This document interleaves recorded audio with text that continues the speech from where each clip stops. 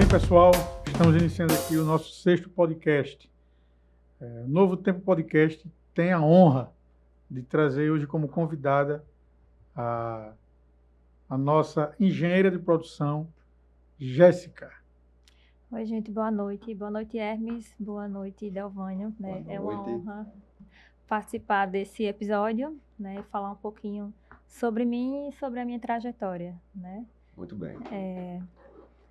Muitos não me conhecem, meu nome é Jéssica, sou engenheira de produção, né? Tenho MBA em Logística Empresarial, tenho MBA também em Segurança dos Alimentos e estou cursando o MBA em Gerenciamento de Processos Industriais, né?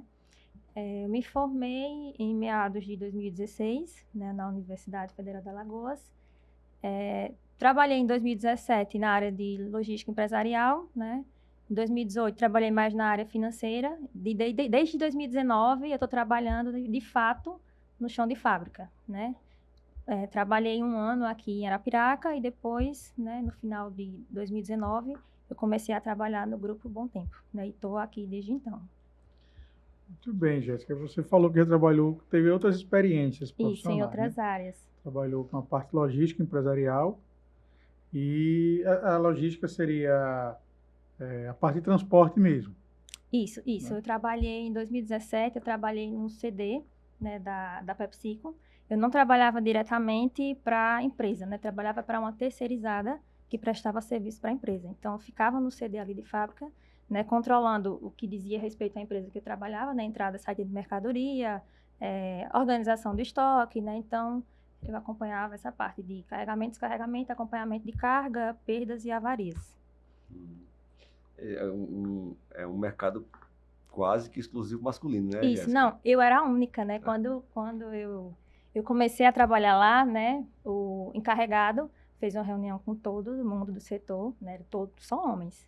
Né? Ele me apresentou, né? E exigiu respeito, Todo né? mundo aqui O pessoal no começo, assim, quando me via, baixava a cabeça com medo. E você bem novinha, né? E eu nova, né? Né? Eu já tenho essa aparência nova. Imagine eu em 2017, né? Recém-formada. Então, o pessoal me via assim no começo, aí baixava a cabeça com medo, né? Aí depois, com o passar do tempo, o pessoal vai se acostumando, né? E fica algo normal, né? Até na faculdade mesmo, a maioria das pessoas da turma, a maioria masculina. Pouquíssimas mulheres, né? Eram 60 pessoas na turma e a maioria são homens. Então, desde a faculdade que a gente já se acostuma a lidar com o universo masculino. Meio que o pessoal às vezes esquece que você é mulher, né? E você também tá ali, junto com a turma, né? Acostuma. É verdade. Porque às vezes a gente pode... porque homem, né? Geralmente o homem ele tem um linguajar diferente, né? Justo. Fala um pouco mais agressivo, usa algumas palavras indevidas. Isso é normal, né? Natural. Mas aí não é uma ofensa para a mulher, né? A mulher às vezes se sente um pouco acuada, mas tem que entrar também no jogo. Mas eu acho bom trabalhar com homens, né? Os homens são muito objetivos e claros, né? Eu acho bacana trabalhar com homens. A experiência com homens foi bom para você. Com mulher, ela é mais... Você já também, você lidera mulheres, né? Tem algumas mulheres na sua equipe hoje, né? Também. Mas com o homem é mais fácil de lidar? Olha, tem algumas atividades que é melhor você trabalhar com o público masculino, né? Algum trabalho mais braçal, alguma coisa mais prática, né? Já tem coisas mais detalhistas que é melhor você trabalhar com a mulher. Não, a gente tem setores na fábrica, né? Alguns setores mais cuidadosos, né? A parte de embalagem de queijo, algo assim. Eu prefiro trabalhar com mulher, que ela tem mais o cuidado de ir lá pegar a peça, avaliar. Mas a gente está falando, Jéssica, na questão de executar, beleza? Certo. Mas na questão de obedecer, de entender, de saber aquilo que está sendo passado, o homem ou a mulher? Olha, eu acho que os dois, né? Eu acredito que os dois universos, se você explicar bem, com clareza, você consegue trabalhar, né? A mulher, a diferença é que a mulher às vezes tem dias e dias, né? A mulher é diferente. Tem dias e dias. Tem dias que ela tá mais retraída, e você tem que entender também e aprender a lidar, né, com esse perfil. O homem não, o homem geralmente ele é aquilo ali todos os dias do mês. A mulher não, né, tem aquele período que ela fica mais sensível e tudo mais, e isso pode afetar um pouco, né, na rotina. Mas... A minha rotina também, por exemplo, eu lidero uma quantidade de mulher enorme, Tem 40 colaboradores, a média, se tiver 6 homens, 7 homens é muito. Por isso que eu coloquei a Morgana, que é a minha supervisora. Já para ajudar. Já para ajudar. Tu entende que tua mulher vai passando para mim aqui como funciona. Mas Porque assim, a mulher tem que ter um bem... cuidado maior, né? Como falar, no que falar, né? sem Para a dúvida. pessoa não magoar e tudo mais, mas que Porque é às saber vezes você lidar acha que mesmo. está falando de uma forma tranquila, mas é forma tranquila para ele. Justo. Já para você não é tranquilo. Justo. Já para você foi uma forma meio que agressiva, meio que diferente, né? Mas aí você vai aprendendo, vai tendo esse ajuste. Quando eu faço, pronto, eu fiz reunião no mês que passou, tinha um homem. Até o Marcelo participou, eu disse assim, Achou estranho. só você, não foi? Só você de homem aqui no meio. Mas assim, realmente, mas assim, eu vejo que com a mulher, ela é mais, tipo, ela dá mais ideia de fazer, de detalhe, de não, eu quero, vamos. Com o homem é mais difícil de você fazer, pelo menos comigo, eu sinto isso. Com o homem, ele é mais tipo, ali, na retaguarda, esperando para poder e dar o lugar. Não A passa. mulher não, a mulher ela compra mesmo. Toma iniciativa, né? Ela toma compra de iniciativa. verdade a briga e vamos. É. E assim, você no dia a dia vai aprendendo a lidar com o perfil, né, de cada um, seja homem ou mulher, né? Então você já sabe que tem pessoas que tendem a ser mais proativas, que quando você chega e vai conversar, a pessoa é totalmente aberta, né, e fala claramente, né, o que é que tá tendo, o resultado bom, o que não tá tendo, dá ideia, né? E já tem pessoas que você vai lá falar e a pessoa, não, tá tudo certo, tá tudo bem, mas não entra muito em detalhes, vai muito de fato com o perfil da pessoa. Vai de fato com o que você aprendeu no dia a dia de trabalho e como você se sente naquele lugar. Justo. Porque às vezes você está num lugar, como você falou, quando chegou, eu baixava a cabeça. Então, ali, às vezes o cara tinha uma falar, uma ideia, mas ele não falava porque naquele momento não era um... Eu acho que talvez... né? E assim, às vezes o pessoal tem medo, né? Assim, de algum assédio, alguma coisa, né? De eu levar como se fosse para esse lado, né? Isso, Eita, eu vou perder o emprego. E aí, às vezes, tinha até medo de falar, né? No início. Depois foi que foi acostumando. Ela pode pensar que eu falei isso porque ela é mulher, né? Né? Eu já tive liderança mulher também e eu achava fantástico. Eu gosto. Eu também. Eu tive uma líder mulher, né? Que é a Patrícia Carvalho, da Popular. E assim, eu inicialmente eu tinha um pouco de receio de falar com ela. Não pelo fato de ela ser mulher. Quanto a isso, não, que a Patrícia ela é muito segura de si, muito competente. Mas eu tinha comigo assim, uma dificuldade de expressar alguma coisa para ela. Porque eu achava que ela era assim, muito objetiva. E porque assim, às vezes até a habilidade que você não tinha talvez fosse um homem, você não podia ter falado de uma forma diferente. Com certeza. E o cara ia entender, né? Mas quando você tinha um cuidado, né? Tem muita gente que tem um cuidado, assim, que você percebe, que fala um tratamento diferente por você ser mulher, né? Existe muito isso, muito isso. E também tem aquele caso, né? Tem casos e casos. Tem pessoas que aceitam ser lideradas por mulher e tem pessoas que não aceitam. Assim, lidam porque tem que lidar, que é obrigado, mas né? mas que se pudesse, né? Não teria não contato. Eu conheço. Você sente essa dificuldade nas empresas que você passou e hoje? Você sente essa dificuldade assim de pessoas que não querem ter a liderança feminina? Que sei lá, que tem alguma objeção em relação a isso? Eu acredito que ainda acontece, né? Não é 100%, é um número bem menor, graças a Deus, mas que ainda existem essas pessoas, né? Que a gente, no dia a dia, né? A pessoa, às vezes, vai solicitar alguma coisa para outro líder ou para outra pessoa e, às vezes, o pessoal meio que quer travar, não quer passar as informações, não quer trabalhar em equipe, né? Como se quisesse diminuir um pouco, você percebe nas atitudes, né? Com uma pessoa, com um fulano que é homem diferente. Comigo é uma forma bem menos detalhista do que eu preciso. Ainda acontece. Né? Em relação às oportunidades também, que infelizmente a maioria das oportunidades ainda vão para o sexo masculino, né? Cargos de liderança, promoções e tudo mais. E ainda existe isso muito hoje. Sem dúvida. Isso é um contexto, na verdade, é uma problemática mundial, né? Isso. O mundo todo tem, mas as mulheres têm o lugar delas né? Mulher é tão competente quanto homem, e às vezes até bem mais, justamente por isso. Não só tem Pelo um lugar, zelo, não só pelo tem um lugar cuidado. dela, como está conquistando ainda mais né? Mais ainda. Vou ver mulheres, Para tem mulheres em mulher, liderança mulher é hoje. muito difícil, né? Assim, você lidar, né? Trabalho, casa, muitas são mães, né? Então, é muita coisa para você lidar ao mesmo tempo. Alguns é estudo, é casa, trabalho, e você fica com aquele medo, aquele receio. Será que eu vou dar conta de tudo? Né? Será que eu vou fazer tudo bem feito? O homem chega em casa e não, né? O homem chega em casa, Não, vai chega em casa, deitar, vai tomar um banho, descansar. descansar. A mulher não, ela vai cuidar do que fazer, tem um outro trabalho, uma outra... A jornada dupla, né? Jornada, A jornada justo, dupla. uma outra jornada. E no caso, Jéssica, você tem 3 MBAs. Isso. Né? Você tem dificuldade de implementar o que você estudou? Existe alguma barreira, alguma resistência ou não? Ou você conseguiu implementar? Não, assim, ainda existe uma resistência em termos de pessoas, né? A gente estuda, a ideia é você estudar para você colocar em prática aquilo que você está vendo ali, né? Então, a gente precisa também, né, de colaboradores com instrução, né? E que aceitem aquelas mudanças, porque ainda existe muito aquela questão da barreira. Eu sempre fiz assim, sempre vou fazer dessa forma. Isso. Né? Então, quando eu cheguei no grupo, né?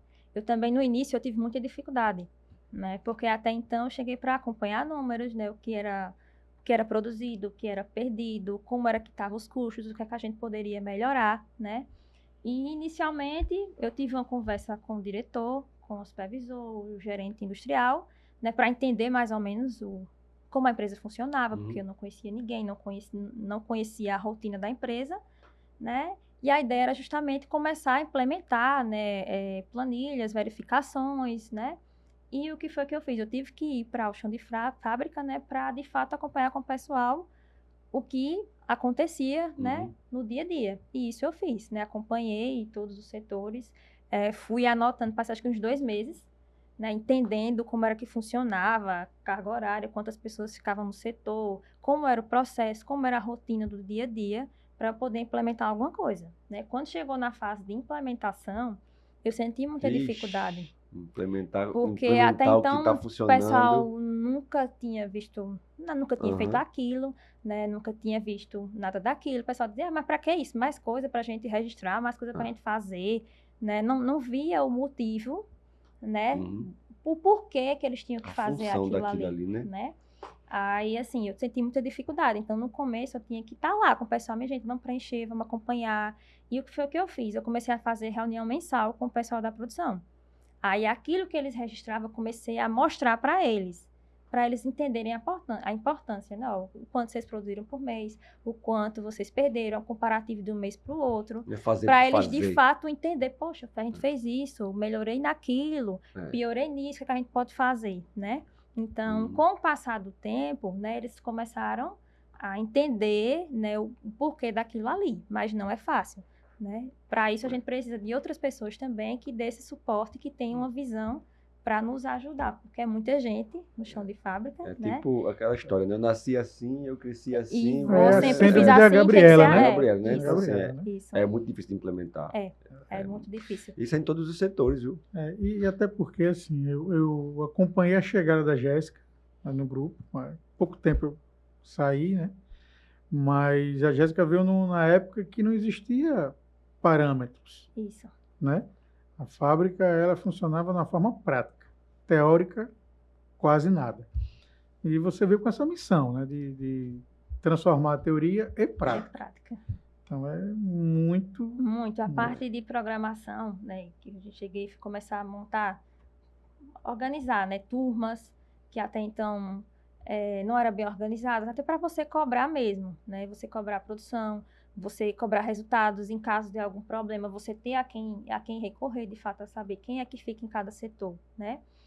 E assim, na produção em si, lá, né, eu senti muita necessidade da gente implementar de imediato o PCP, que não tinha muita organização, né, em relação a isso. E o comercial cobrava muito, né, essa parte. Então, a partir do momento que eu comecei, vamos seguir, segunda isso, terça isso, quarta aquilo, quinta isso. Aí o pessoal travou, começou a travar, né? Mas com o passar do tempo, eles foram acostumando e já ficou no imediato. Eita, Jéssica, a programação vai ser o quê? Vamos fazer como? Aconteceu algum problema, vamos fazer algum ajuste. Né? Mas inicialmente, né, deu trabalho, muito trabalho. Mas isso aí que você acabou de falar, esse trabalho todo, essa situação de processos, de estrutura, de tudo, isso aí é só uma parte do que você faz lá, né? Isso é só uma das nuances que você, a sua profissão, a sua função faz lá dentro, né? Tem muitas outras coisas além de ajustar os processos. Assim, a minha área, né, ela pega muito da qualidade, né? Então, a qualidade hoje, na parte não é somente a parte de análises, né? Tem a parte de análise físico-química, microbiológica, que a gente tem que estar acompanhando, né? Tem a parte documental, porque a empresa é uma empresa cifrada, né? Então, são mais de 135 planilhas de controle, de autocontrole, que o pessoal fica acompanhando e a gente tem que estar acompanhando também, né? Tem a parte de boas práticas, que a gente tem que estar no dia a dia com o colaborador, vendo se está tudo sendo feito como deve ser feito, né? Formulação, processos, produção, perdas de produção, custos, né? A parte também de desenvolvimento de produto, né?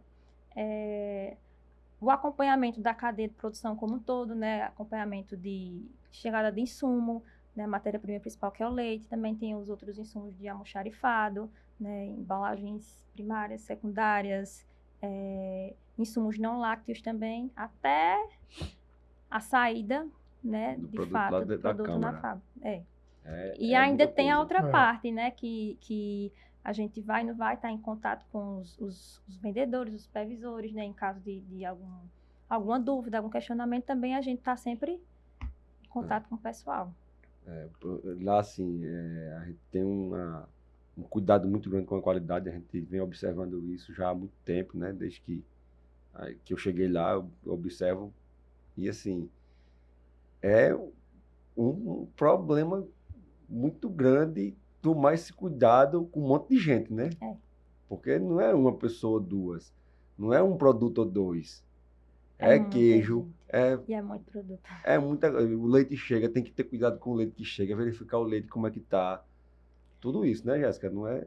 Na verdade, o cuidado começa do produto, lá no produtor, né? Lá no produtor. Isso. E tem as meninas, as veterinárias que fazem o acompanhamento, né, com os produtores.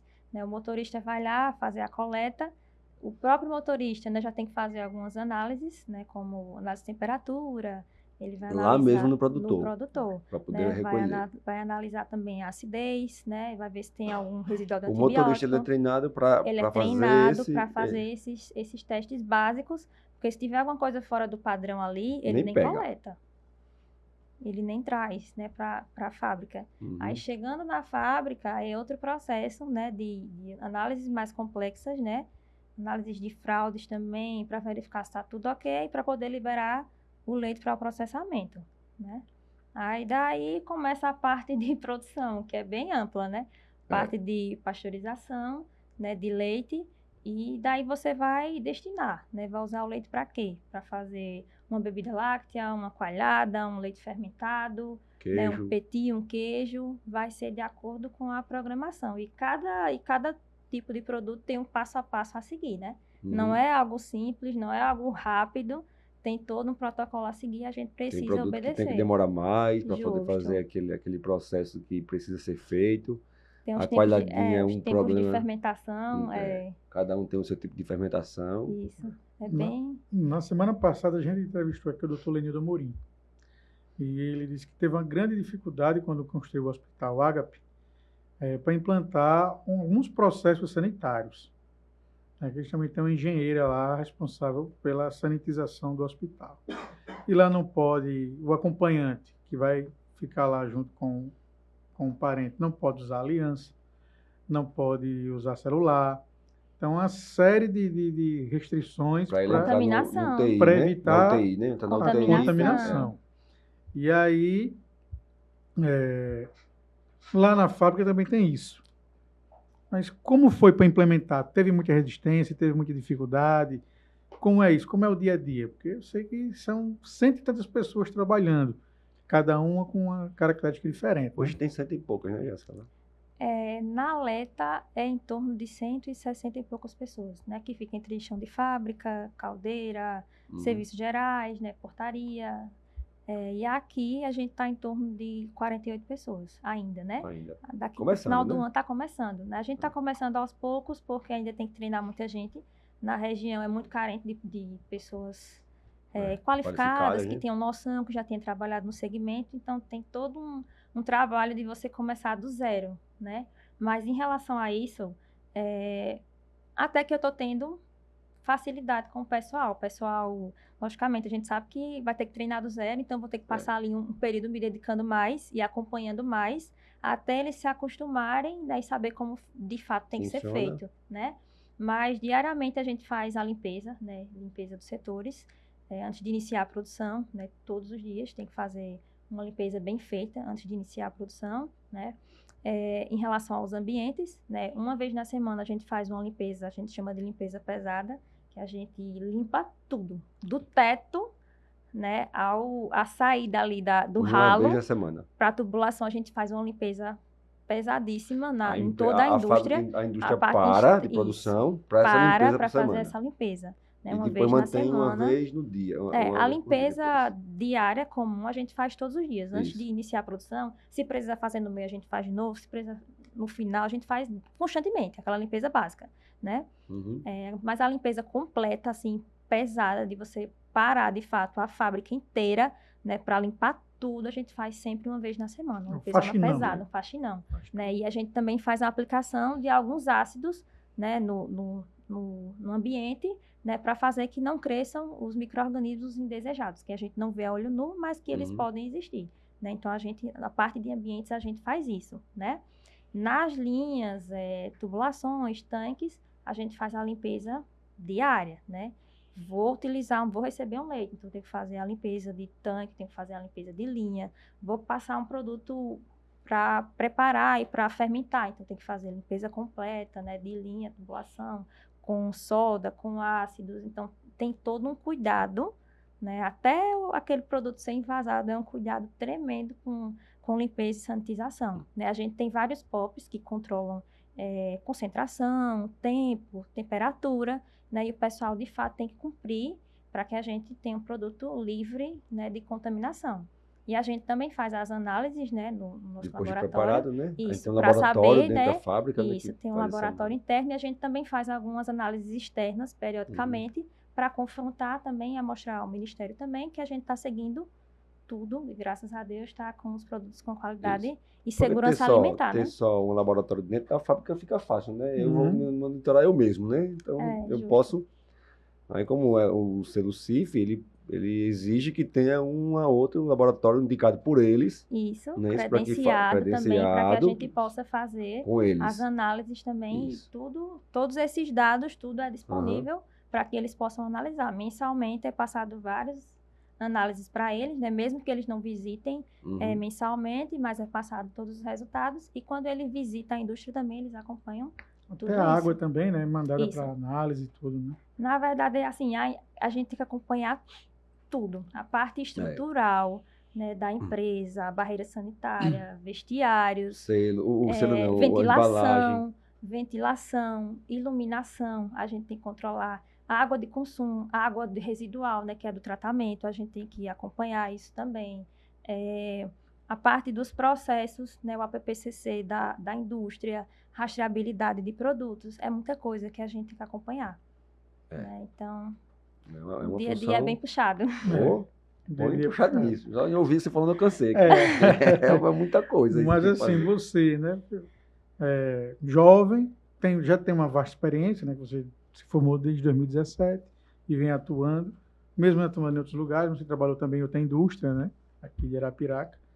Mas, assim, o dia a dia, você, no seu trabalho, você se completa, você se sente realizada, ou ainda acha que tem algo que está faltando para a sua profissão?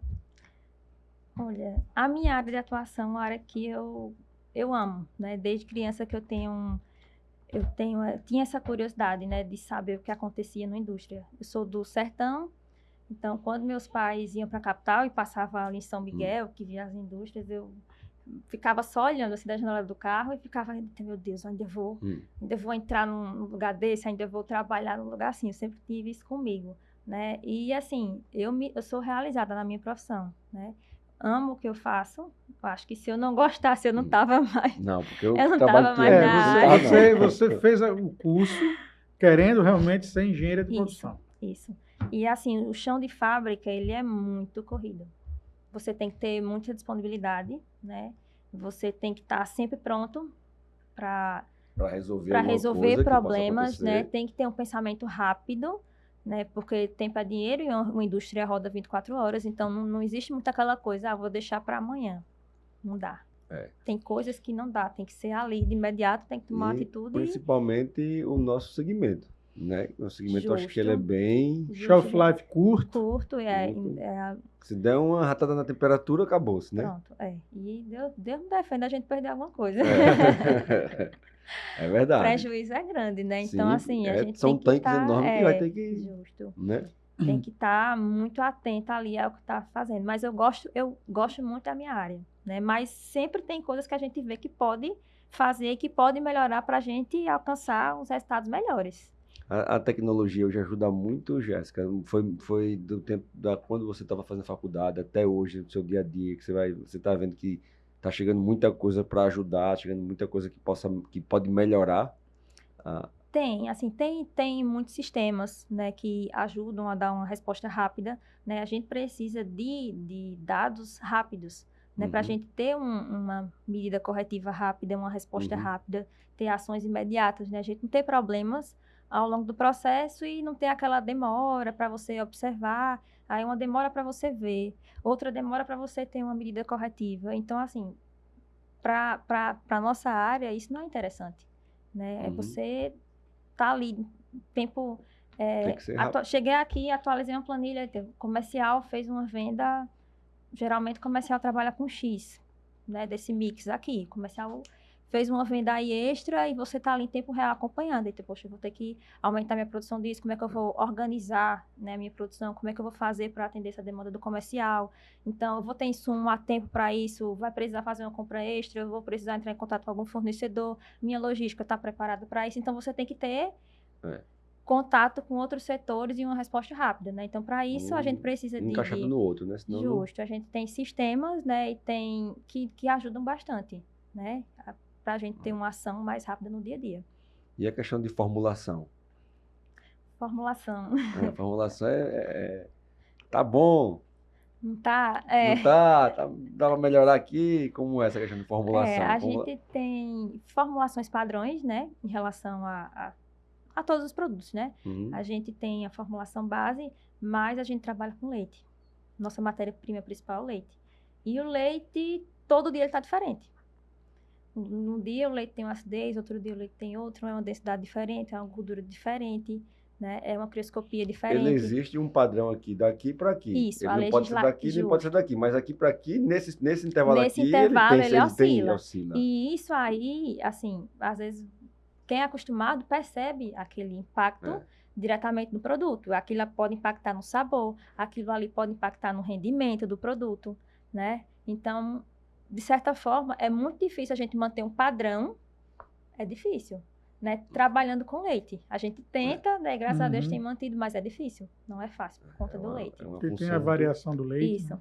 Né? A legislação, ela diz todos os parâmetros que tem que os aceitáveis, né? Mas ele... Até o tipo de alimentação da vaca influencia no leite. Né? Com certeza. Então é complicado. Com certeza. E lançamento de produtos, essa formulação para lançamento, como é feita? Ela tem uma ideia, tem um parâmetro, porque nunca foi feito, né? Um lançamento, por exemplo, de um produto, de um iogurte, que a gente faz muita bebida láctea, mas vai fazer um iogurte, que é diferente.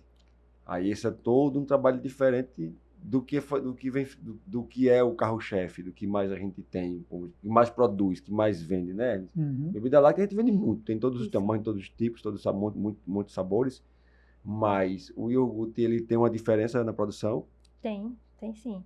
para todos os tipos de produtos tem uma legislação por trás, né, que diz mais ou menos o parâmetro de tanto a tanto que você tem que obedecer. Mas a formulação a empresa que faz, né, de acordo com a legislação. Existe a legislação, porque assim, senão todo mundo ia ser igual, de qualquer né? jeito também, diferente, né, de toda justo. forma, né? Mas aí você tem o seu toque, Isso. que você aí pode... é onde a gente senta, né, senta o diretor industrial, que é o Cláudio, né, que ele é químico também. Aí senta ele, senta o fornecedor, senta eu, e a gente vai vendo, né, os percentuais como a gente pode fazer, né, monta ali vai fazendo uma formulação, uma quantidade, vai provando, né, até chegar aí vai entrar em loco e vai fazendo os testes, né, vai fazendo o teste, vai degustando, vai vendo o que pode melhorar, né, deixa uma amostra daquele teste em shelf life também para a gente ver se no período de shelf ele vai manter os padrões que ele precisa em relação à qualidade, né, para ver se vai ter alguma variação ou não. Isso tudo antes da gente comercializar o produto, né? Aí tem todos esses testes, tem a etapa de rotulagem, né? Entrar em contato com o fornecedor também para fazer embalagem. Então, há todo um protocolo por trás até o produto ser lançado. E a vitamina D agora também, né? Tem que mais um ingrediente. Que está agregando muito, e hoje a maioria das pessoas tem deficiência, né? Vitamina D. Muita gente nem sabe que tem a deficiência, né? Só diz, eu tô cansada, tô desanimado, tô meio para baixo, mas às vezes é a falta de vitamina D. Quando vai fazer um exame de sangue, a ausência de vitamina D. Qual o seu produto xodó? Porque eu lembro que o Zumba, que era na época o gerente de produção lá da Leta, ele dizia que eram as coalhadas. Então o Zumba deixava as coalhadas lá Ninguém mexia, na câmara. Tinha uma câmara lá que ela ia encorpar. Ele ia para casa, quando era 10 horas da noite, ele voltava para a fábrica para tirar as coalhadas para botar na câmara fria. Só ele mexe? Só ele mexia. Ninguém mexe. Ele dizia, minhas filhas, né? Qual é o seu xodó na fábrica? Olha, eu tenho um cuidado, assim, muito grande com iogurte e com petit, né? Que são produtos que tem que ter muito, muito cuidado, assim. O processo de fermentação deles é diferente. O cuidado no resfriamento dele, no bombeamento, também deve ser um cuidado diferente em relação à bebida láctea, justamente por essas questões, né, de viscosidade, por ser um produto mais colherável. Então, tem que ter todo um cuidadozinho para... O petit é um queijo. Isso, o petit é um queijo. Todo mundo pensa que é iogurte. Tem gente que pensa um queijo saborizado, né? Eu pensava que era iogurte. Geralmente, quando você é cremoso, um queijo cremoso, né? Quando você vai para o tanque, geralmente, né, quando o produto coagula muito bem, né, se você subir no tanque, ele com o produto pronto, né, o Petit Suisse, ele começa a soltar, assim, da parede do tanque. Né? E ele não fica lisinho, brilhoso. Ele fica lisinho, brilhoso depois que ele passa pela válvula micrométrica, né? Mas o produto no tanque, ele fica tipo uma coalhadinha, um queijinho mesmo. Ele fica soltando, assim, da parede. Aí depois ele vai pro processo, quando ele passa, saborizar. Ali já é ele prontinho. Do sabor morango já. Já sabor morango. Aí depois disso, ele só passa pelo resfriamento, né, e pelo bombeamento pela válvula, para justamente ele ficar com aquele aspectozinho bem liso e brilhoso. E deixa aí, depois ele tem um tempo para ficar lá gelando. Gelando não, ele já está feito gelado, né? Mas para ele chegar numa textura, ele fica lá, tem um tempo para ele ficar com uma coalhada. Ela tem um tempo, né? Tem. Ela tem um tempo para ficar lá. O petit já vende, e o petit, ele tem um tempo para ficar? O petit, geralmente, a gente faz a formulação, né? Faz toda a mistura, a gente pasteuriza, né? E leva para o tanque de fermentação. Aí ele tem um tempo de fermentação maior do que a bebida láctea, né? Tem fermentos específicos também. Para ele fica lá, quietinho, na temperatura adequada, que também é uma temperatura diferente, né? Ele fica lá quietinho, fermentando, né? Quando ele está perto de dar o ponto, você já percebe que ele já ficando mais consistente, né? E se você subir na parede do tanque, ele já começa meio que se soltar, né? Se você pegar uma faca, é como se ele começasse a coagular e você cortar, assim, no tanque, né? Então, a gente não pode agitar demais, a gente tem que ter cuidado para resfriar rápido, né? Para o produto não baixar muito o pH, porque é um produto que geralmente é consumido por criança. Então, não pode ser um produto muito ácido, tem que ser mais docinho, né? E a gente tem que ter muito cuidado para não quebrar e o produto não ficar, não perder aquela viscosidade, que ele já tem aquele aspectozinho, porque de fato é um queijo. Não pode ser Ele é Serral. liso e brilhoso, Isso, né? liso e Então, tem que brilhoso. Eu só descobri que era um queijo, que eu fui fazer o cadastro de alguns produtos no atacado, eu fui preencher a planilha. Quando eu fui colocar o NCM do Petit, era o mesmo NCM do queijo coalho. Eu disse, Tá errado. Tá errado. É raro aqui. Tá errado. Aí fui pesquisar aí falei com o Cláudio. Ele disse, não, é um queijo, se enquadrando no mesmo processo do coalho. Então, É um tá queijo certo. saborizado. Ninguém sabe. Muita gente não sabe não mesmo. Eu lembro que quando lançaram o Petit, né, que foi acho que foi o Danoninho, que era o queijinho, a propaganda, né? Era o queijinho. Porque ele, assim, o consumidor está na prateleira de iogurte, ele, né? Ele não está na prateleira de queijo. Ele está na prateleira junto com os outros, com fermentado, com bebida láctea, com todo mundo ali junto. Tá uma mistura. E ele é delicioso, assim, você tomar, eu digo aos meninos, é bom você comprar a bandejinha, mas melhor ainda é você ir lá e tomar direto da fonte, que é do tanque, né? Você degustar direto da fonte, é bom demais. Imagino. Qual o outro produto que você... Queijo é tranquilo? Queijo mussarela, lá a gente faz muito queijo mussarela, queijo coalho. Qual a diferença de produção de um para o outro? Existe uma certa particularidade para cada um que é mais difícil? O queijo qual é o mais difícil, o coalho ou mussarela? Olha, os dois são processos diferentes, né? A gente tem a recepção do leite, a parte de pasteurização, né? Mas o queijo coalho, né, ele não tem o fermento, né? A gente tem um fermento específico para a mussarela, mas o queijo coalho não, né? O processamento em si é diferente, tempo de cozimento é diferente, o tamanho de grãos é diferente, né? Tempo de prensa também, são processos completamente distintos, né?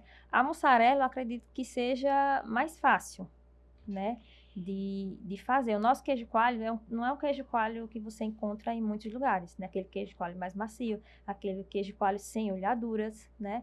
Tem olhaduras daquelas, né, que às vezes tem nos queijos que você encontra em muitos lugares. Algumas pode ser falha de prensagem, mas outras pode ser contaminação. Principalmente o queijo Muita tipo gente B, nem né? sabe. Que é o queijo, que é o leite cru, né? Que ele faz e muita gente nem sabe, né? Que talvez aqueles furinhos ali sejam contaminação. Entendeu? Porque se você for ver, quando você vê ilustração de queijo, é sempre um furinho. Mas é o queijo suíço, que é o furinho. Depende, tem queijos que a característica dele já é ter aquela olhadura, né? Já tem essa, mas a questão do coalho, né? Se você vê aquelas olhaduras, são 2 pontos. Ou pode ser falha de prensagem, alguma coisa no processo, isso, né? Que teve alguma falha e não uniu bem os grãos direito, né? Ou pode ser que seja contaminação. Tá vendo? Que o tipo B é o queijo cru, o leite cru, ele não pasteuriza. Aí você pode ter contaminação por coliformes fecais. Isso. O queijo tipo também. B. E o queijo coalho. Queijo coalho. E tipo assim, até na manipulação, entendeu? O colaborador, um exemplo, o colaborador vai no banheiro, né? Faz suas necessidades, não lava a mão direito, depois vai lá no setor e bota a mão na massa. Aquilo ali contamina. Né? Então, a gente faz essas análises, né? A gente faz análise de E. coli lá, né? A gente faz o swab das mãos dos colaboradores também. Né? No caso do queijo coalho, a gente faz swab das mãos dele no processamento, faz swab de mesa, faz swab de prensa. Quando o pessoal vai fracionar para embalar, faz swab de mãos novamente, de mesa, de fracionador, de tudo, para a gente ver se vai ter algum pontozinho de contaminação. Né? E aonde ser corrigido, isso, né? Isso, porque a gente não... do manuseio. Tudo isso é feito para a gente ter um acompanhamento, para a gente garantir de fato que a gente não tenha contaminação, né? Aí eu pergunto a vocês, para vocês hoje, o que é um alimento de qualidade? Com qualidade. Com qualidade. Para vocês. Jéssica, assim, para mim um alimento de qualidade é o que eu tenho a certeza que ele é respeitado as boas práticas de produção, que tenha uma embalagem confiável, né? Que tenha o sabor característico. Para mim, isso é um alimento de qualidade, né? É muito complicado você adquirir alimentos, somente queijo, de origem duvidosa. Né? Você não sabe a origem daquele produto. Quem foi que produziu? Como foi produzido? Queijo na feira. Queijo na feira. Né? E, inclusive, assim, é um detalhe viajo muito, ando muito no interior, nos interiores, e tem feira, Delvânia, que o queijo coalho fica na banca, cara. Eu sei. Não fica refrigerado. Não fica. Tem, todo Né? Fica na banca. E Eu não vou estraga. na feira, eu vejo. Não estraga. Você é da feira. Só fica aquele azedinho, né? Depois aquele amargozinho que você bota na boca no final da... Porque, Você assim, não sabe o que é, né? Ou você finge que não sabe o que A é. Jéssica, que é a técnica no negócio, né, ela sabe explicar melhor do que eu, mas assim, o queijo coalho, ele é um queijo úmido, não é isso? Diferente da mussarela, que é um queijo filado, queijo diferente. Mas você vê o queijo tipo B na feira, ele não dissora. O queijo coalho, se ele ficar fora da refrigeração, ele começa logo a dissorar, começa a derreter. E o queijo coalho da feira não fica. Imagina a quantidade de sal que tem ali. Eu digo assim, respondendo a pergunta da Jéssica, para mim, um produto de qualidade é o que eu provar e gostar. Assim, hoje eu vejo assim, quando eu vim para a área de laticínio, né, para o grupo Bom Tempo, hoje eu sou mais criterioso. Eu olho um produto do nosso segmento, eu já provo, eu compro concorrente, eu provo, eu comparo. Mas antes, pô, eu gostei disso aqui, mas é feito ali, meu é bom da porra, bicho. Não, e se você chegar e perguntar pro cara da feira, eu o bom é esse aqui. Pô, você tá na feira. Aí o cara pega uma faca toda enferrujada. Corta. Você fala um misto quente aí pra mim, por favor. O cara fala um misto quente, você sabe de onde, porra, veio o queijo, irmão. Você tá ali com um cafezinho, um misto quente. Ô, Jéssica, e agora também, assim, agora que também tá essa moda de queijo processado, às vezes muita gente come o processado achando que tá comendo a mussarela e achando bom. A gente vai falar disso daqui a pouco, do queijo processado, pra você explicar pra galera. Mas o que é o produto de qualidade, né? Você perguntou, mas eu também quero fazer uma pergunta pra você, Jéssica.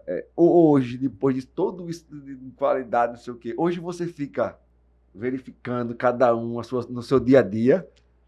Você tem essa doideira, vira um toque, né?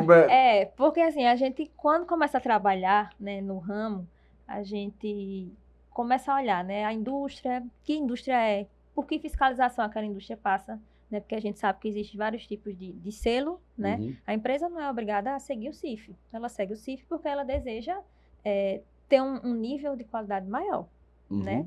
Então, se a empresa quiser exportar seu produto, ela pode exportar, né? Mas se a gente quiser simplesmente aderir um selo CIF, a gente também pode aderir, né? Fica a critério da empresa. Mas, assim, eu costumo olhar o selo que a empresa tem, né?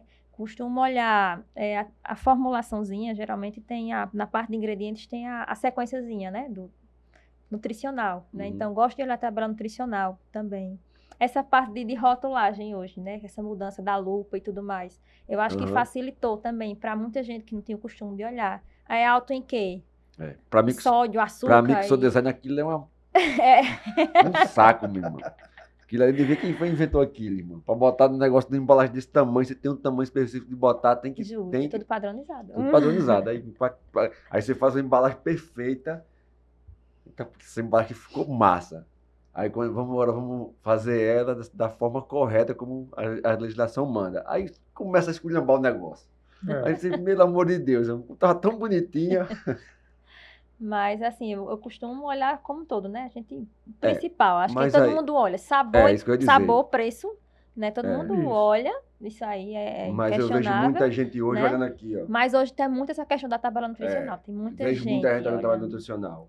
Muita gente olha isso. Açúcar, tem açúcar, tem glúten. A maioria, pronto, eu faço muito evento, o pessoal pergunta muito, a atleta, porque eu faço evento muitas vezes de corrida, a maioria dos eventos que eu faço. A maioria pergunta, olha, maioria. Hoje está uma outra, vamos dizer assim, uma outra sociedade mais informada. Isso. Antes não, antes o cara comia na feira, como a gente falou. Hoje o cara come na feira, o mais antigão. Agora, a galera nova, posso na feira não, você não vê ninguém novo na feira não, irmão. A galera tá aí no supermercado olhando aqui, ó. Eita, essa aqui é 0 gordura, 0 açúcar, tal. Aí já cifada já é quem já conhece. Porque assim, como eu já estou trabalhando no ramo há muitos anos, eu já sei mais ou menos quais são as marcas. As nacionais eu nem conto, mas as marcas regionais, a gente já sabe quem é quem. Né? Então, vou consumir, não vou e tal. Às vezes eu vou fazer compra com a minha esposa, ela chega lá no mercado ou na padaria mesmo e vai pedir um queijo. Ela pergunta, mas essa marca aqui é boa? Compre. Né? Essa aqui, não, essa não, compre essa. Então, a gente começa a ter esse cacuete, né? Para alimento. Mas a pessoa comum não tem. Não tem. Exatamente. Então, ela precisa realmente se informar, estudar, ver e assim, entender o que é uma coisa de qualidade, né? Justo. Porque se for só no preço, talvez você não consuma uma coisa de tanta qualidade assim, né? E assim, a gente é uma empresa regional, né? Uhum, e os mesmos critérios de uma empresa grande, multinacional, a gente também tem que obedecer. Porque eles são ceifado também. Justo. Do mesmo, as regras para ele, para a gente é a uma lei é a mesma. Justo. Né? É como a Constituição, não faz distinção do rico e do pobre. Justo. Não, aqui pode fazer de qualquer jeito, porque é regional, agora essa aqui não pode não. A Danone, Nestlé não pode não. Não, todo mundo no mesmo patamar. Todo mundo medido da mesma régua. Né? O cara que vai na Danone vai lá na gente. É o mesmo fiscal. Né? Vai lá na Frutiguto, vai na Leta, ver como é que está sendo feito. E agora vamos falar do tal do queijo processado. Porque é mais barato, que muita gente leva. Porque hoje, com o aumento dos produtos, aumento de muita coisa, tem tudo, a galera inventa tudo para reduzir o preço. E para reduzir o preço, ou eu diminuo o tamanho, ou eu mudo a qualidade. Não, tenho esse que é queijo, mas eu tenho esse que é o processado. Eu tenho esse creme de leite, mas tenho esse creme de leite. Eu tenho leite condensado, mas eu tenho esse aqui, que não é leite condensado, mas finge ser o leite condensado. E muita gente se passa, né, ao ver isso no supermercado. Nem repara, às vezes. A embalagem é praticamente igual. O que muda é só a descrição, né? Porque não pode ser o mesmo descrição. Mas a descrição... sabor mussarela. Exatamente. Por exemplo, o leite condensado. Tem umas marcas que tem, também tem um doce de leite. É a mesma marca. Que aí diz assim, cobertura cremosa, sabor doce de leite. Cobertura cremosa, sabor leite condensado. Ave Maria. Uma vez eu... Aí o cara só se atenta no leite condensado, não lê o resto. O leite condensado aí pega. Vai no automático, né? A mulher liga, pega leite condensado. Em casa eu em casa, né, na casa dos meus pais, eu disse, eita, comprar um requeijão para fazer uma receita em casa, né? Compra um requeijão. Aí fiquei em casa, né, fazendo ali a lasanha, isso aqui não chegou em casa, olha, trouxe esse daqui. Aí quando eu olhei, eu disse, não, filho Deus, isso aqui não é requeijão, não. Volte e troque por um requeijão. Eu achei, e por que isso aqui não é requeijão? Aí eu fui ensinar, né? Eu disse, sempre que você vê aqui, tá vendo que é sabor requeijão? Isso aqui não é requeijão. Né? Ali tem outros aditivos, um monte de coisa ali por trás que complementa, né, aquela massa do requeijão. Para baratear o preço. Para baratear o preço. Né? E muita gente, às vezes, quando vem no mercado, aí tá lá o requeijão e tá lá o sabor requeijão. Aí vou pegar pelo preço. Aí pega sem saber nem o que é. Não sabe o que é. E nem se atenta, nem se atenta. Exatamente. Porque o cara diz assim, comprei um requeijão daquela marca X, tá ruim agora, viu? Né? Agora tá ruim, porque eu provei, não tá igual aos outros, porque ele pegou o errado. A empresa, acho que tá ganhando com isso, vendendo os dois tipos, e acaba se perdendo, porque o leigo, ele não vai ler, ele vai é o que eu disse, o que é bom, é o que eu provo e gosto. Isso. Né? Eu sou desse jeito. Existe hoje uma briga muito grande dos sindicatos, das associações, para ser separado, né, os locais do que é puro e do que é similar. Né?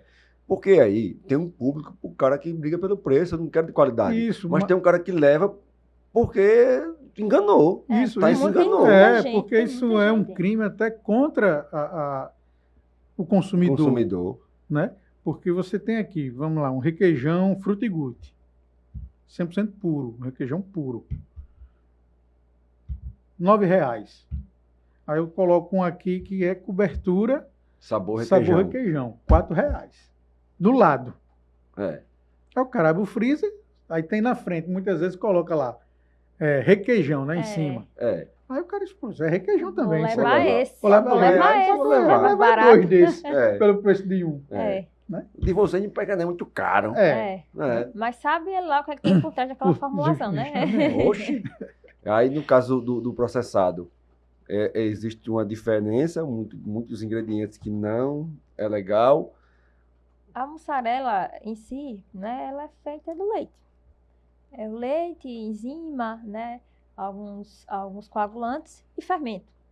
Só isso, né? Você coloca o sal ali, a salmoura, e é basicamente isso, né, a mussarela. Já o processado, né, ele tem uma parte do queijo, né, do queijo mussarela, porém ele tem outra Aí já parte arranjaram na legislação de uma aditivos, quantidade que tem um pode percentual que tem que ter, aceitável, justo, aceitável, que tem que justo. ter, né? E o resto eu posso E botar o o que resto eu eu posso quiser. colocar aqueles aditivos que eu quiser que tiver ali naquela Amido de cadeia. milho. Aí onde é que tá? E tem muita gente, né, que tem outros selos, né, que vende esse tipo de queijo como se fosse a mussarela. E até na embalagem tá constando como se fosse mussarela. Porque não Eu tem digo porque fiscalização, assim, né? a gente já chegou a comprar alguns queijos e já chegou a analisar em laboratório. Né? Tá lá o fulano que disse que aquilo ali é mussarela. Mas quando a gente analisou, a gente viu que não era mussarela. E ele tá lá dizendo que é mussarela. Porque Na rotulagem tá dizendo que é ele não mussarela. tem o Isso é até selo, crime. ele não vai ter fiscalização nenhuma. O certo é ter fiscalização, independentemente do órgão, né? Mas tem alguns órgãos que não tem essa fiscalização Isso, mais incisiva, presente. periódica, né? Isso é até crime. É verdade. É Crime contra o crime que vai de consumidor, né? 4 É crime. a 8 anos, Isso. né? E é crime. É complicado você vender uma coisa que você não está fazendo. Que não é isso. E assim, Você você, falsificado, Falsificar, alterado, você acaba até cometendo até uma deslealdade comercial, né? Exatamente. Além de prejudicar o consumidor, Ah, o você mussarela também de está no fulano é concorrente. baratinho. Mas é mussarela não, irmão. Não é, justamente. Né? Não é mussarela. Tem até um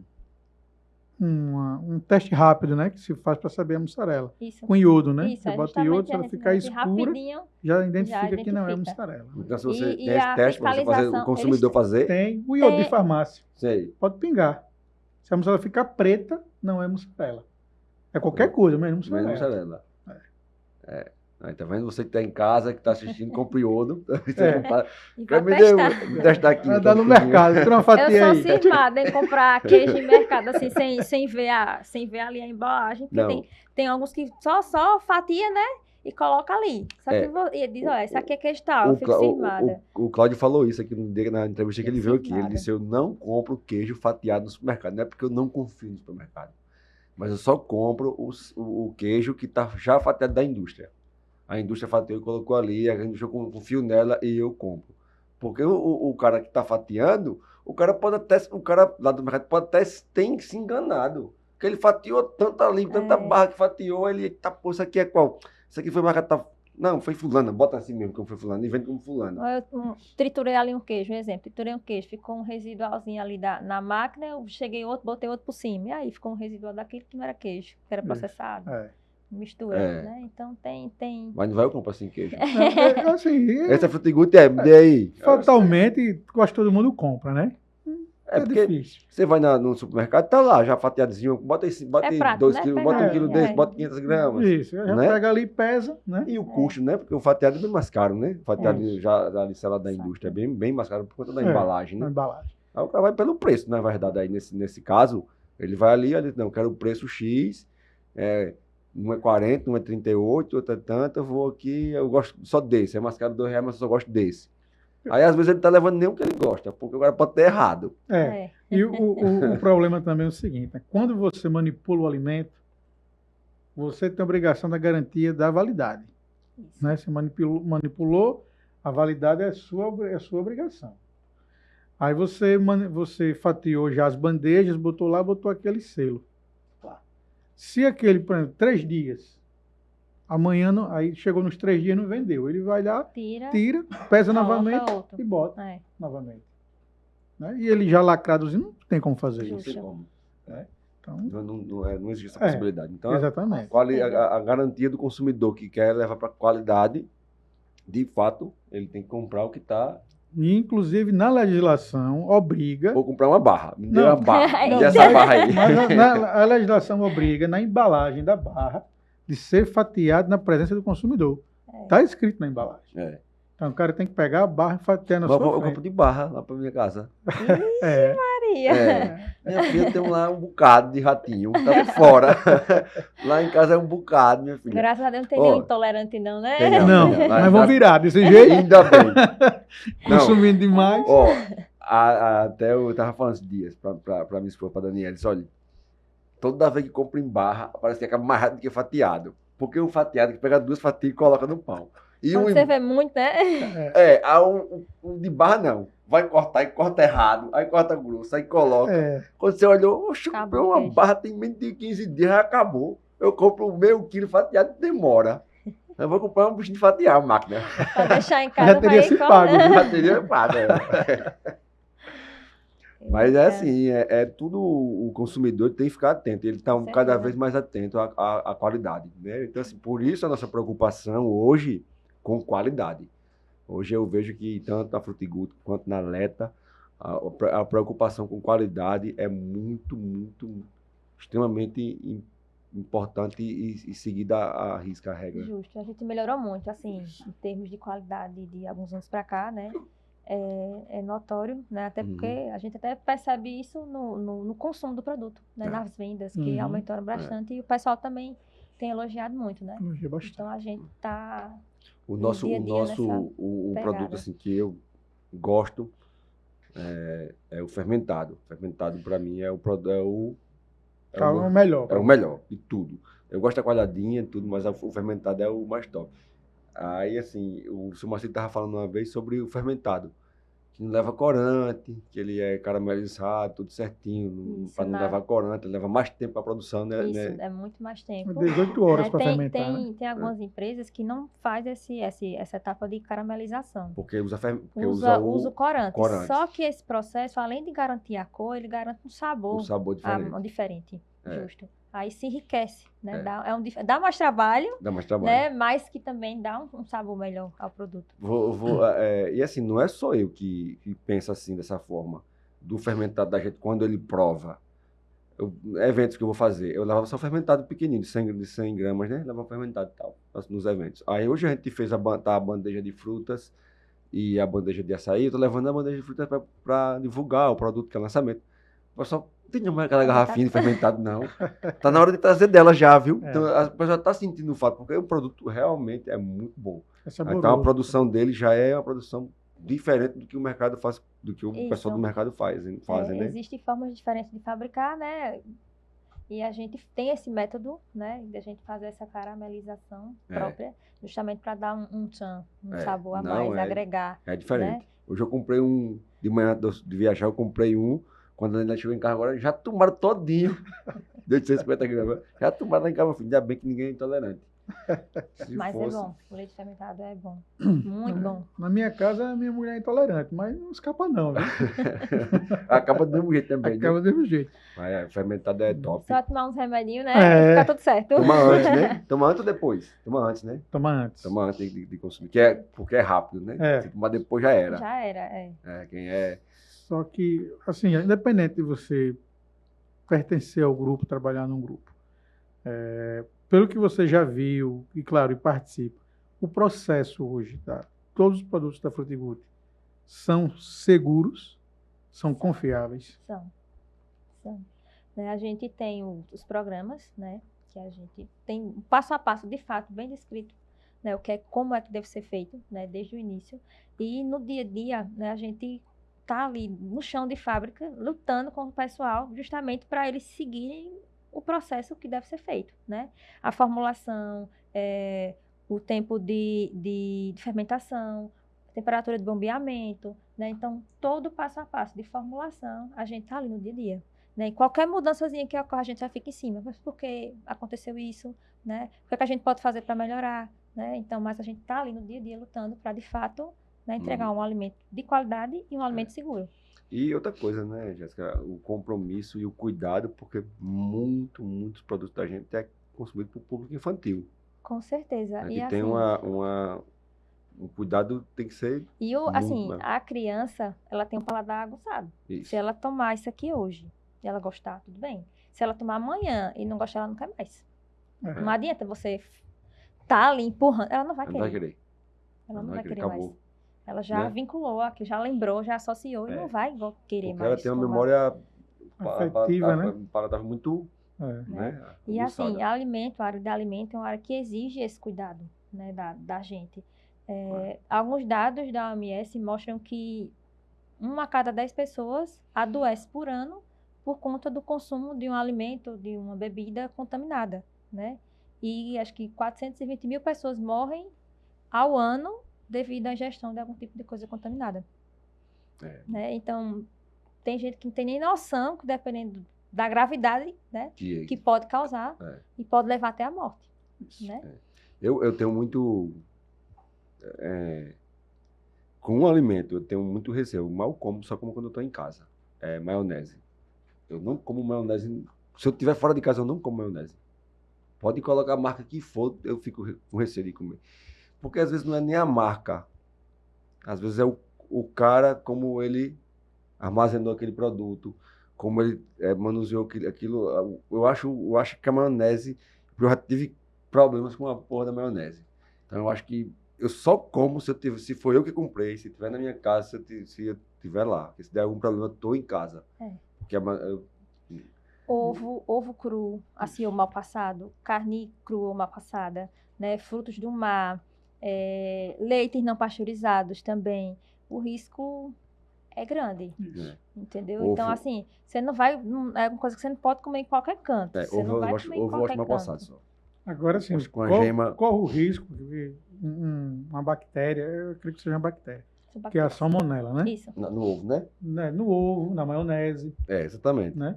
Então, assim, o cara diz, mas vai me dar só uma disenteria. Não, ela lhe mata. A salmonela, ela lhe mata. Pois é. Então, assim, realmente tem que ter esse cuidado. E a gente faz todas essas análises, né? A gente faz análise de listéria, né? A listéria também, se uma mulher grávida, né, adquirir, ela pode até ter um parto prematuro, pode perder o bebê, né? Então, listéria, salmonela, coliforme, a gente faz todas essas análises dos nossos produtos. Quer dizer, então, que se a listéria consumir a gestante pode até perder o bebê, ter um parto prematuro. Então, é uma responsabilidade imensa. Muito grande. Né? Você está lidando com vidas. Eu tenho um dado de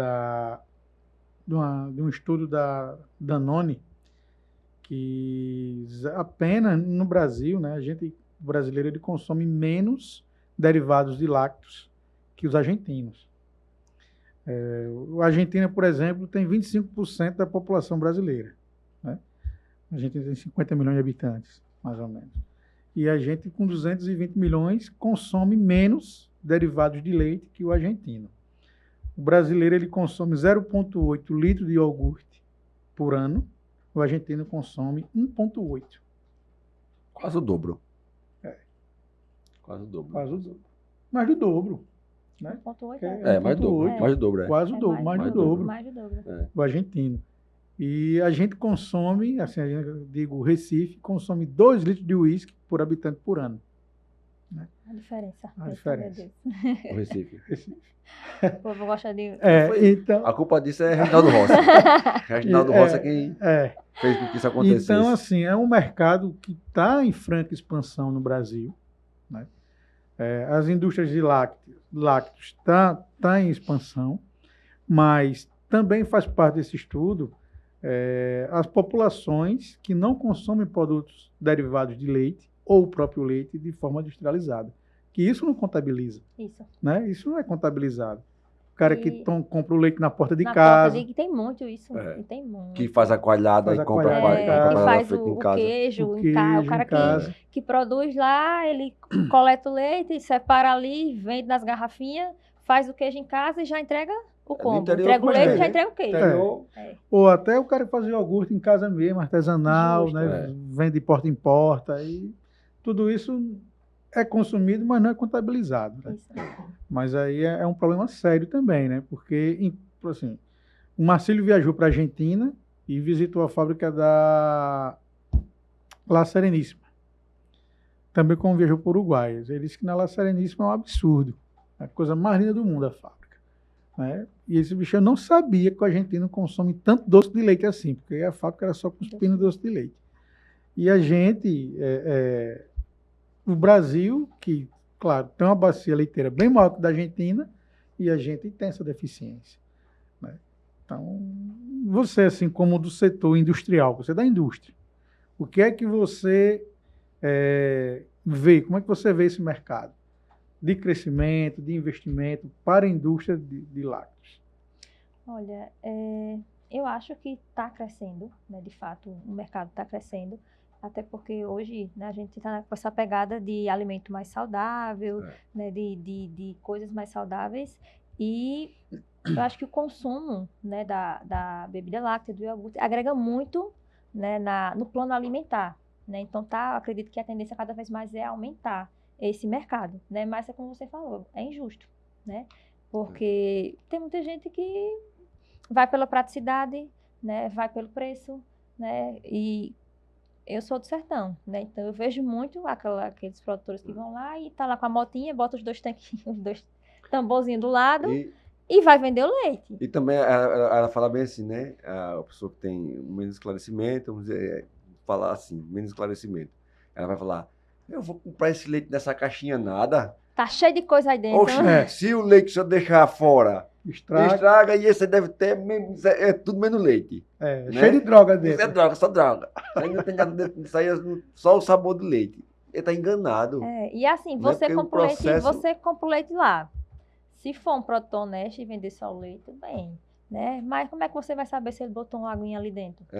De onde veio essa água? Né? Que tipo de água, né? De onde veio aquela água, né? Você dilui ali a gordura, se ele colocar mais alguma coisinha, porque tem fraudes no leite, né? Tem N fraudes. Tem gente que pode colocar soda, né? Tem gente que pode colocar N coisas ali. Como é que tu vai saber se tem alguma coisinha ali para maquiar aquele leite? Tu não sabe, tu consome inocentemente achando que tá tudo certo. Verdade. Né? E um leite que passa, né, pela indústria, ele tem toda a etapa de análise, né, para saber de todas as fraudes, se tem qualquer tipo de fraude que tiver, se tiver, ele vai acusar, né? Então, a gente tem aquele passo a passo antes de processar, né? E a pessoa lá da esquina não vai... Não tem, né? Não tem. Vou comprar porque ele tá... Esse que é bom, esse que eu tô comprando é direto da fazenda, é da vaca mesmo. Né? Aí acaba uma coisa. Você está confiando na honestidade, assim, né, da pessoa, né? Mas você não sabe. Eu recordo, né, que a minha mãe, quando a gente comprava o leite na padaria, né, o leite tipo C, às vezes comprava na porta de casa. Que antigamente vendia no sachê, né? Era o tipo C, né, que vinha no sachê. Ou também passava lá o cara na porta, minha mãe ia lá. 2 litros aqui? Aí, às vezes também já vendia já numa garrafa PET, já vinha na garrafa pronta, já com uns 2 litros de leite. E eu sempre via ela fervendo o leite. Ela dizia assim, fica aqui esperando, vou conseguir quando derramar, pô, se derramar no fogão, você vai limpar. Eu ficava lá. De olho. Se virar a cara, ele derrama. Mas aí, eu tinha realmente um certo preconceito com o leite UHT, antes de conhecer o processo. Eu achava o processo do leite em pó mais seguro, eu achava. Mas aí, depois que eu entendi, depois que eu vi como é o processo do UHT, eu eliminei qualquer preconceito que eu tinha, né? E pelo contrário, eu já tenho um preconceito com leite vendido na porta. Que é isso, né, que a Jéssica falou agora, né? Você pode explicar para a gente como é o processo do UHT? O leite UHT, ele passa por um processo de pasteurização com temperaturas extremamente altas, né? Se comparado à temperatura de pasteurização comum, né? Que é uma temperatura que varia de 72 a 75, né? Que é a temperatura ideal para você pasteurizar um leite comum, para uso comum, né? Para você matar os micro-organismos ruins, né? E manter os micro-organismos bons, né? E no caso do HT, ele pasteuriza com temperatura elevada, até 140 graus, né? Tem todo o processo de retado e tudo mais, mas é uma temperatura elevadíssima, né? Os equipamentos passam por toda uma esterilização com temperaturas específicas também, né? Até o produto ser envasado, né? E ali é o leite e alguns conservantes. Somente isso, né? Então, a gente tem algumas pessoas, né, tinham esse preconceito em consumir o leite caixinha, mas nada mais é do que o leite e alguns aditivos, né? E passou por um processo de pasteurização com temperaturas elevadíssimas. Então, você não vai ter micro-organismo ruim ali dentro de jeito nenhum, não tem como. Temperatura maior do que a do fogão, né? O fogão, quando chega a 90, ele vai ferver, né? Passou por mais. Foi mais, né? E agora, então, o nosso, tanto da Leta como da Frutigut, é adicionado vitamina, né? Fonte de vitaminas também, né? A, D, B12, né? E, assim, as pessoas estão cada vez mais acrescentando coisas nos produtos para ter mais ganho de vitamina ali neles, né? Cada vez mais está por conta desse público que olha o rótulo, que olha a tabela nutricional. E isso é bom para a gente, para o consumidor, né? Isso não é ruim, isso é bom porque está agregando a nossa saúde. Pronto, eu fui comprar um leite e fiquei olhando, que eu fico sempre olhando tudo, olha aí, quando eu vi que tem agora leite com adicional de proteína, né? Com 16 gramas de proteína no leite, igual tem nos whey, naqueles whey pro, o iogurte e o fermentado, né? Tem no leite agora, na embalagem de 1 litro com proteína. Percentual de proteína. Esse público é um outro público, esse é o que lê o rótulo de cabo a rabo e os ingredientes. E assim, como eu falei, de acordo com o tipo do produto, tem um percentual aceitável de proteína. Né? Então, também tem aquele padrão de proteína. Vou fabricar produto X, para isso eu tenho que obedecer de parâmetro tal a tal, de vários índices, inclusive a proteína. E assim, tem muita coisa que é muita publicidade. Vamos dizer assim, você olha um produto que tem 16 gramas de proteína, R$15.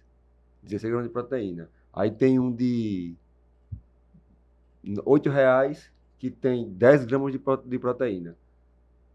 Aí você olha assim, oxe, se eu comprar 2 desses, mais barato que eu comprar um desse, ainda vou ter mais proteína. Então, a coisa de proteínas, assim, tem muita proteína, tantas proteínas, porque tem um limite ali de você colocar, né?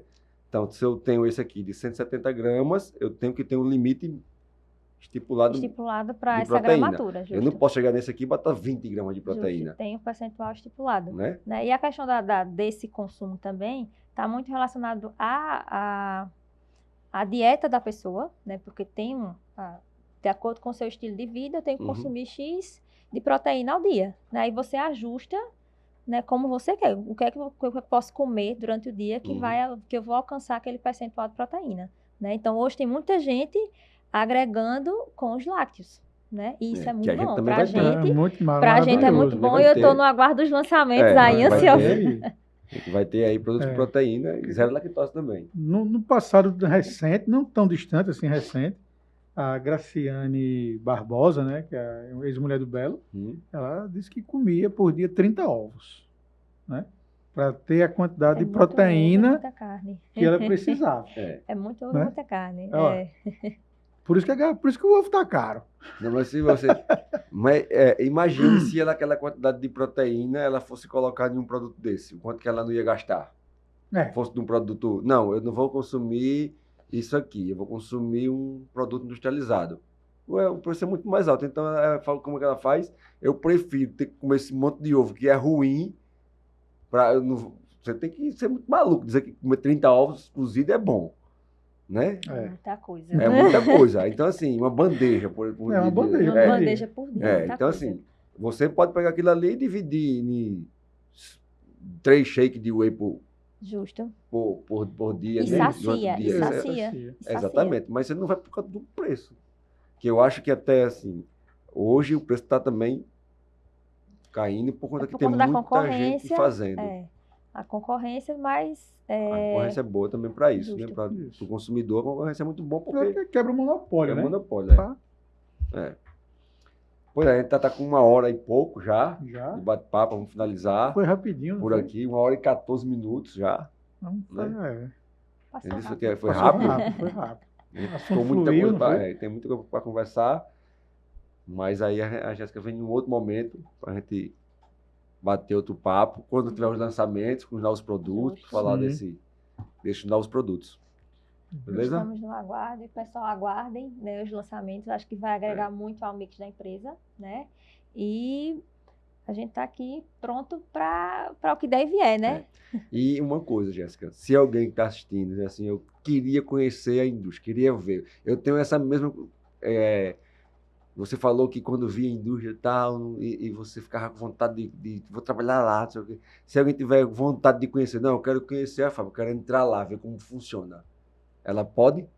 Essa pessoa pode ir visitar, conhecer, marcar um dia, vai assim, eu quero ir lá na Frutigut, ver. Olha, se a diretoria autorizar, né, a gente pode sim liberar esse acesso. Lembrando que a gente tem todo o cuidado, né? A gente no dia a dia tem toda uma vestimenta, né? Vai ter até onde ela pode ir. Até onde ela não pode. A gente não pode tirar foto, né, na área produtiva, não pode estar com o celular na área produtiva. Né? A gente tem que ter um fardamento específico para isso, né? A gente não pode usar adorno, a gente não pode usar perfume, homem não pode ter barba. Há todo um cuidado para a gente não levar nenhum tipo de contaminação para a área de produção, né? Então, primeiro tem que ter a liberação. Uma vez liberado, né? A gente orienta o pessoal, né? Não ter nenhum tipo de adorno, não usar perfume, né? Não ter unha grande, não ter esmalte na unha. Tem todo um cuidado por trás. Se ajustando a esse protocolo, aceitando esse protocolo, aí a gente faz a visita na indústria. Mata a curiosidade de quem quer trabalhar nisso. E é muito interessante, né? A parte industrial é fantástica. Você vê ali a chegada do leite e depois você vê lá na câmara fria um monte de produto, um mix de produto que foi fabricado com aquela matéria-prima.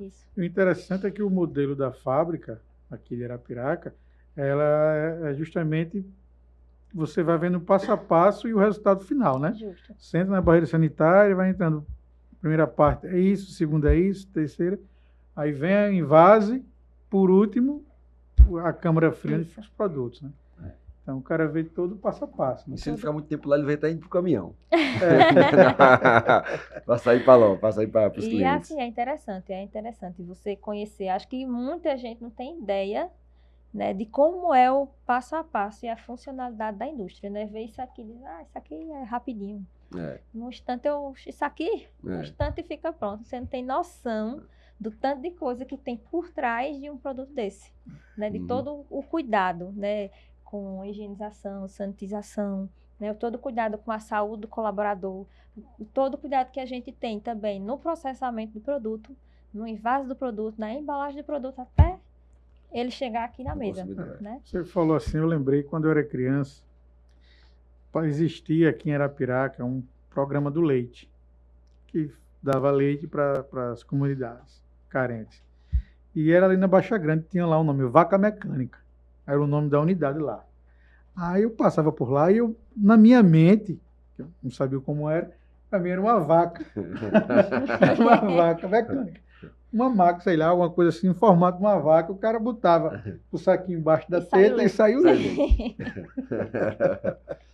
Mas tinha um programa de leite, não era antigamente? Era. Hoje ainda tem, eu acho que ainda tem. Hoje Tem. Mas aqui era ali na Baixa Grande, tinha vaca mecânica. Até você lembra. Lembro. Então tá bom, bate-papo muito bom, tirou muita dúvida da galera, então não tenho dúvida que foi muito proveitoso esse bate-papo, a galera vai gostar muito de conhecer, de saber, inclusive quem quer seguir carreira como você, Jéssica, vai ajudar bastante. Né? O mercado é bom para um engenheiro? Para um engenheiro, olha, eu acredito que ainda tende a melhorar, né? Infelizmente, os órgãos, né, vinculados, a gente pode vincular o CREA, né? Eu acho que eles ainda deveriam cobrar mais, né, das empresas a ter a obrigatoriedade de ter um profissional como esse, né? Porque a gente vê muito supervisor, muita gente nesses cargos, mas que não tem essa instrução, né?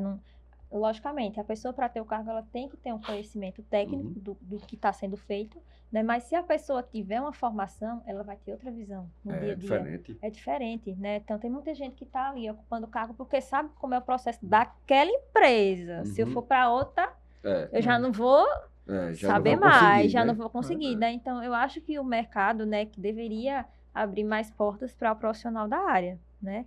Conheço muita gente que se formou, né? E eu acho que poucos estão atuando na área. Alguns foram para o marketing, outros estão na segurança do trabalho, né? E outros estão em áreas paralelas que não atuam na área. Mas acho que isso aí é relativo do que você está falando, do que você se formou. Tem gente que vai, se forma, e você se formou comigo, o cara hoje trabalha em um negócio totalmente diferente do que ele se formou. Então, isso não... Quando você está se formando numa coisa que aconteceu com você, que gosta, que você sabe que é aquilo para você... escolheu aquilo. Que você escolheu aquilo, não foi uma coisa que...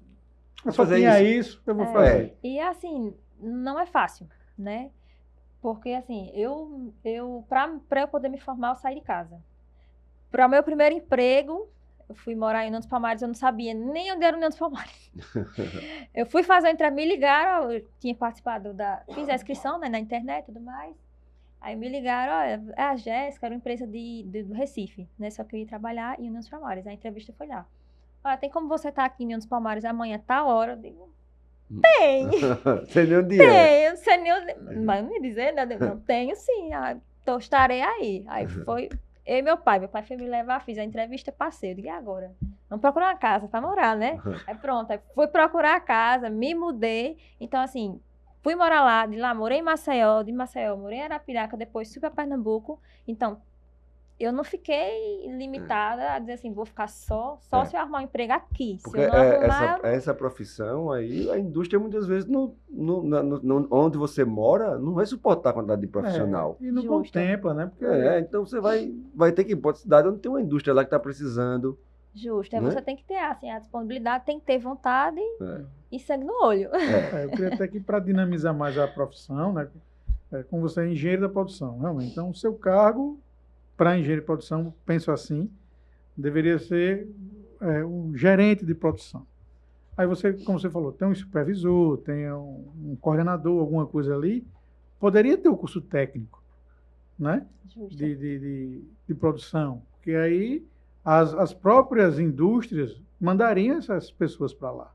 Sabe, você quer trabalhar aqui, você tem que fazer o curso pelo menos técnico, para você saber como é o negócio. Ter uma noção, né? Para você aprender na prática é complicado demais, né? E aquela questão da visão, porque envolve muita coisa, assim, não é só o produto, tem a parte do produto, mas tem a parte do custo, tem a parte de lidar com pessoas, né? A parte de liderar pessoas.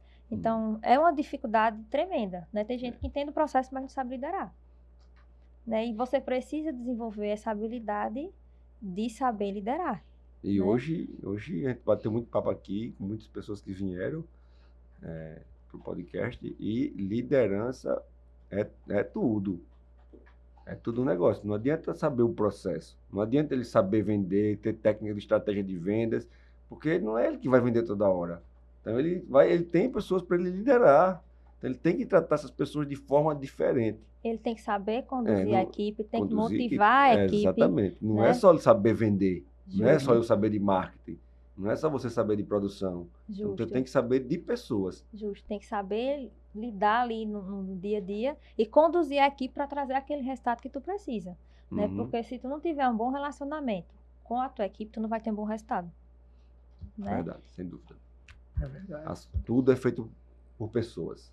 Aí deixam de ser parceiros para serem concorrentes. Justo. Do mesmo espaço. Aí deixa de existir, já não dá certo. Não dá certo. Já não dá certo. Já dá problema. Né? Pois bem, Jéssica, muito obrigado. Se você tiver alguma consideração, fique à vontade. Pode falar, né? Gostei muito. Gostei muito, né? Tava nervosa.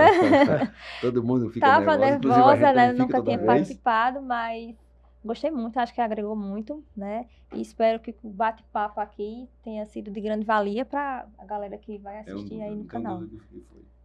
E na dúvida, né? Venha perguntar, venha nos visitar para conhecer um pouquinho. Né? É isso aí. Ok? Ok, pessoal. Muito obrigado e tchau.